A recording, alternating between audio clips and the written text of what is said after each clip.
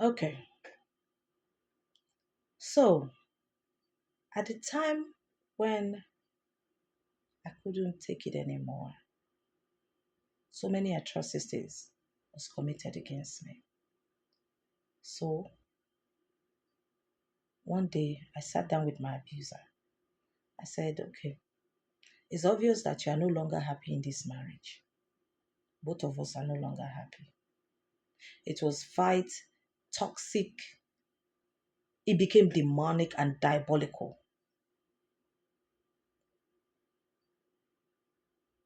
There was a time, I don't know what happened.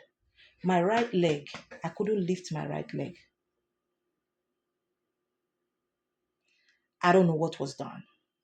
Hmm.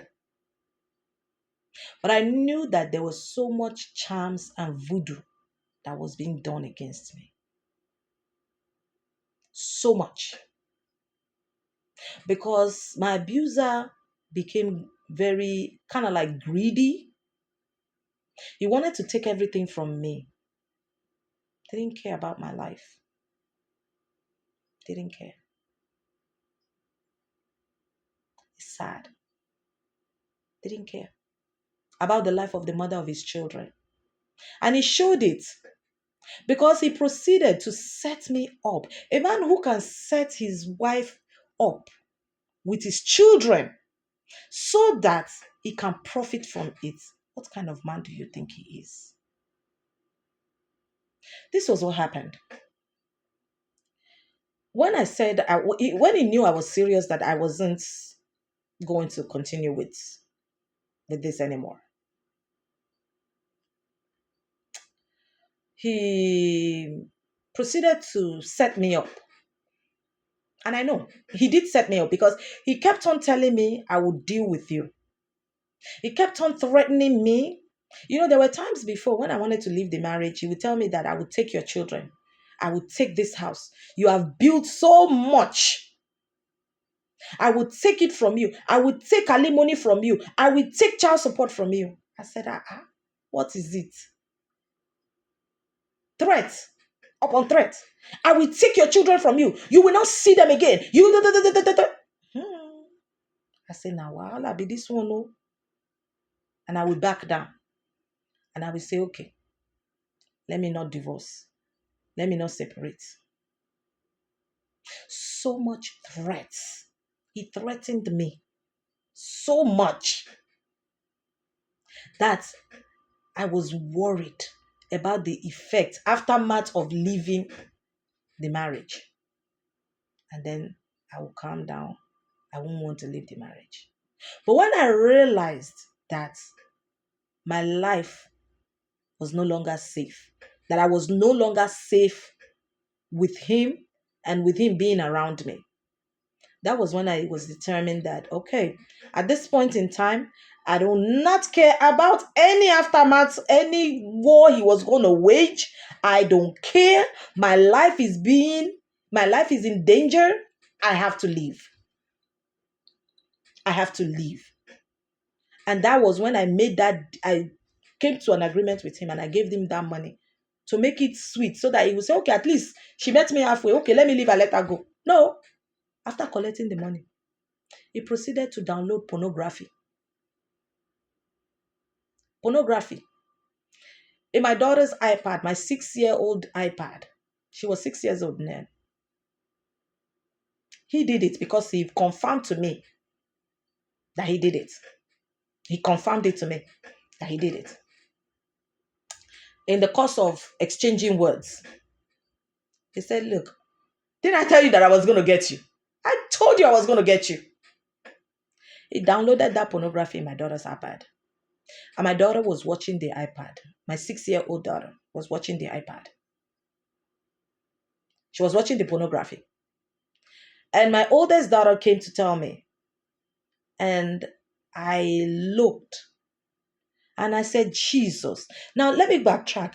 Before that thing happened, few seconds before that incident happened, before my daughter told me that her sister was watching pornography, I realized that my body, I was going through something. I had this intense fear This intense fear from within, it just suddenly hit me. I didn't know what was going on. This intense fear. I was like, what's going on? What's going on? It was as if there was something wrong. As if somebody fired something else. This intense fear, this intense confusion, I was hyper. I was like, what's going on? What's going on? So when my daughter came and told me, I looked at it. My heart just boom, boom. I said, Jesus, why are you watching this thing? So there was an incident that came out of that situation of the iPad situation, the whole setup. And as soon as he came back home, because this was somebody who told me that, where are the cameras in this house? I said, please, we already agreed that we are taking down the cameras. This is my house. You're leaving, so there's no need for camera. He now did like this. I'll show you. I looked. I said, are we back there again? I thought we have settled this thing. You have collected the money that I gave you to leave me and my children. Why are we going back to you will see again? No, please.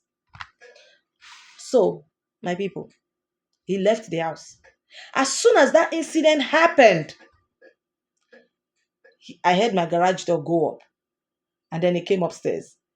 He smirked and said, I told you I was going to get you.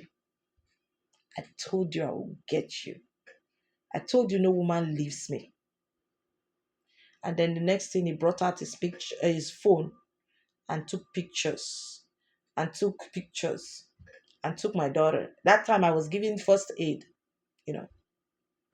And then he took my daughter downstairs to go sit in the car. So I was upstairs. I now looked for my children. I was like, where are they? I didn't see them. Only the oldest was with me. And then the other two, he took them and went into the car. And I looked through my window downstairs. I saw him texting furiously to someone. They were texting back and forth. And then he was on the phone, calling. So I said, what is going on? He was calling. He was furious. He was like there was an urgency. So I said, let me go downstairs. So I went downstairs to go see what was going on. I said, okay, give me my kids. Let me feed them. He didn't answer me. He locked the door to my van. So I told my oldest daughter, I said, go and bring me the key to the van so I can open it because he has locked it. My daughter went to go and bring the key. And when she came, she gave me the key. I said, open the door. So my daughter pressed the key to open the van. At that time, I was standing right by the driver's side. So I had the door and I said, open this door, open the door. So my hand was in the driver's side, trying to open the door, trying to talk to him. So my hand was there. He proceeded to speed off and dragged me with the car.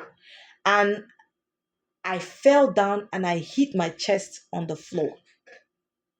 My oldest daughter at that time now was trying to run after the car. So I started screaming. I said, no. I called her name. I said, no, no. So she stopped and she came back. She came to help me get up. And she was dusting my body. And she said, Mommy, are you okay? I said, my chest. But you know what? I did not call the police that day. I did not. Because I didn't want any trouble.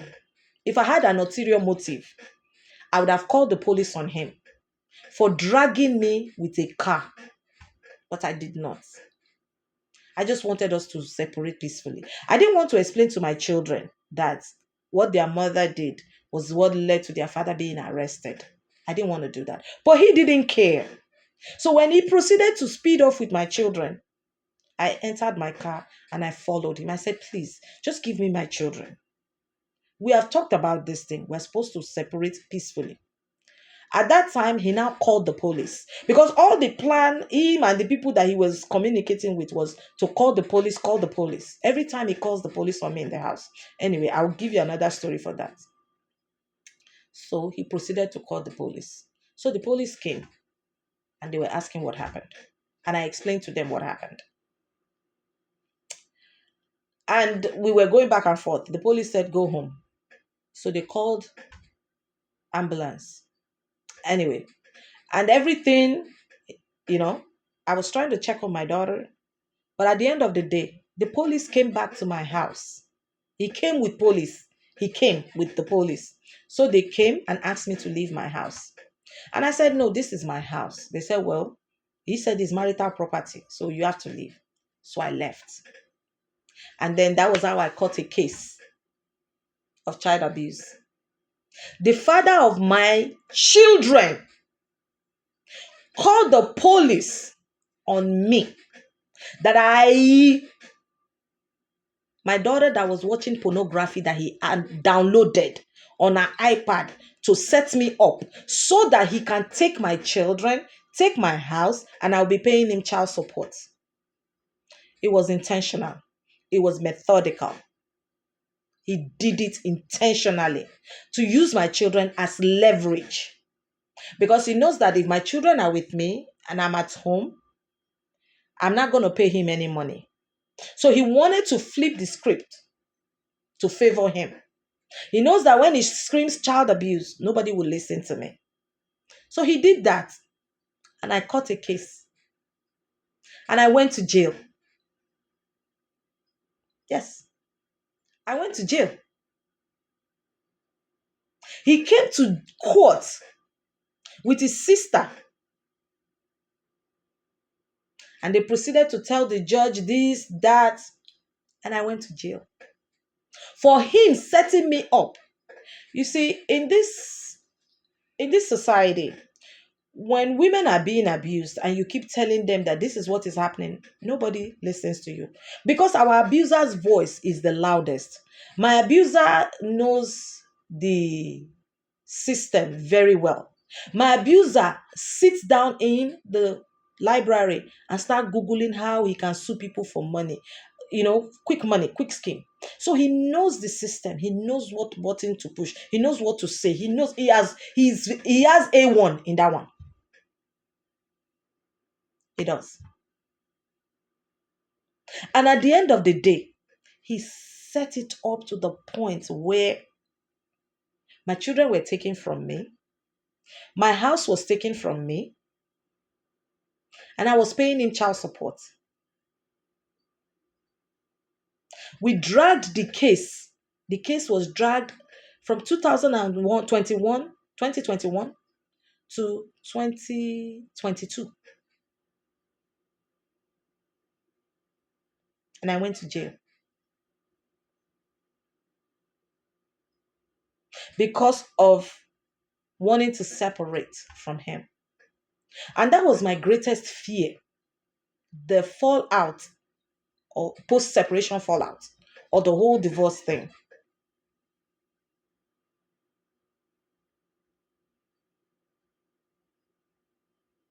And I went to jail.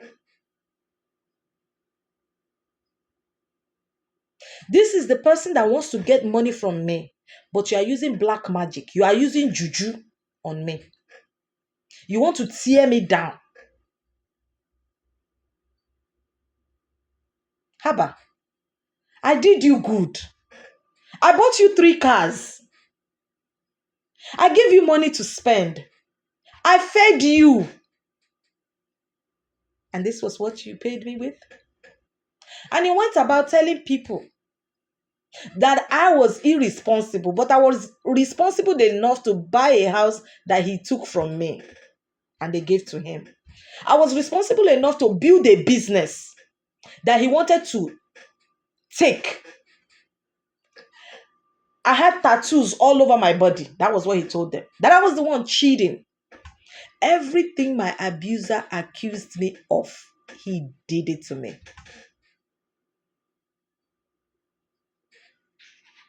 I will continue again